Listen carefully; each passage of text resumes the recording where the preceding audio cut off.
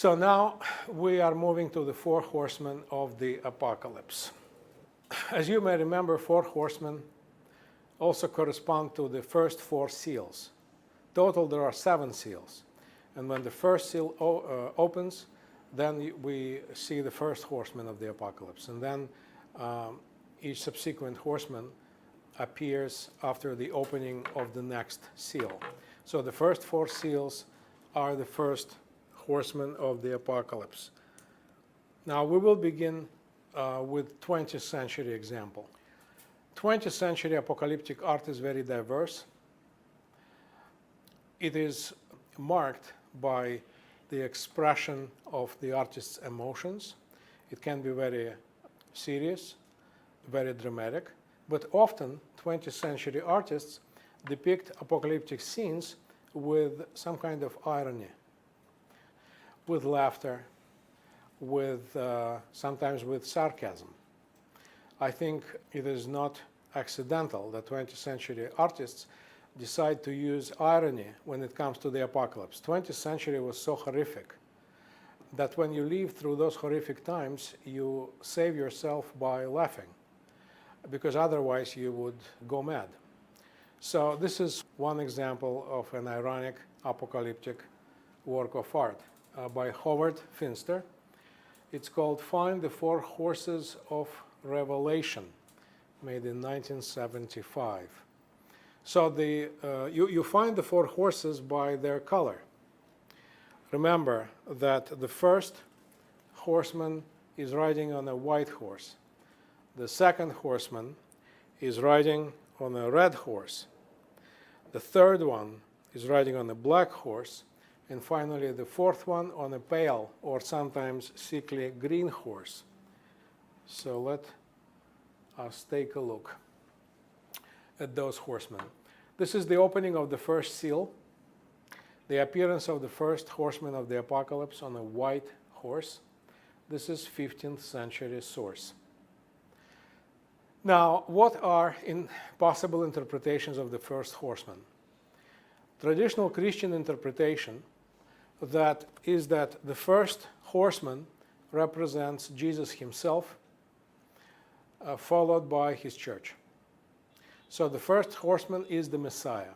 However, in the 20th century, one of the most popular Christian evangelists, Bill Graham, published his book of interpretations of Revelation. And according to Bill Graham, the first horseman is actually the Antichrist. So interpretations may vary.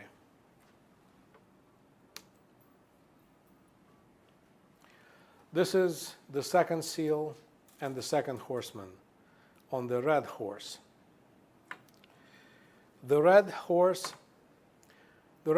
symbolizes war. This is 13th century source. And let's compare this 13th century source with 19th century source. This is how a modern painter, Henri Rousseau, painted war. As you see, for modern painters, being literal in being true to the letter of the book is not so important. The horse is not red to begin with. And it has little to do with traditional Christian iconography. So that's what we see when we move from traditional, medieval, and Renaissance art to modern art, 18th, 19th, 20th century. Art is not sponsored by the church, at least art that we see here, is not sponsored by the church, and therefore artists are free to express not only what is written in the book, but their own feelings, their own emotions, their own thoughts about what is expressed in the book. We see more of artistic freedom, and therefore we see a totally different composition in those paintings. Revelation chapter 6, verse 5. When the Lamb opened the third seal, I heard the third living creature say, "Come." I looked, and there before me was a black horse. Its rider was holding a pair of scales in his hand. So the next horse symbolizes famine. That's why the rider is having this pair of scales. This is a 15th century source. And now we are moving on to the fourth horseman, Revelation chapter 6, verse 8. I looked, and there before me was a pale horse. Its rider was named Death, and Hades was following close behind him. Hades is a Greek word for the underworld. They were given power over a fourth of the earth to kill by sword, famine, and plague, and by the wild beasts of the earth. So here is one example of the death, or the pale horse. This is from the 13th century source. And here is a 14th century source. And now let's compare this to a modern painting. 19th century, 1817, by a famous American painter, Benjamin West, who spent most of his life in Europe. This is how he saw the death on the pale horse.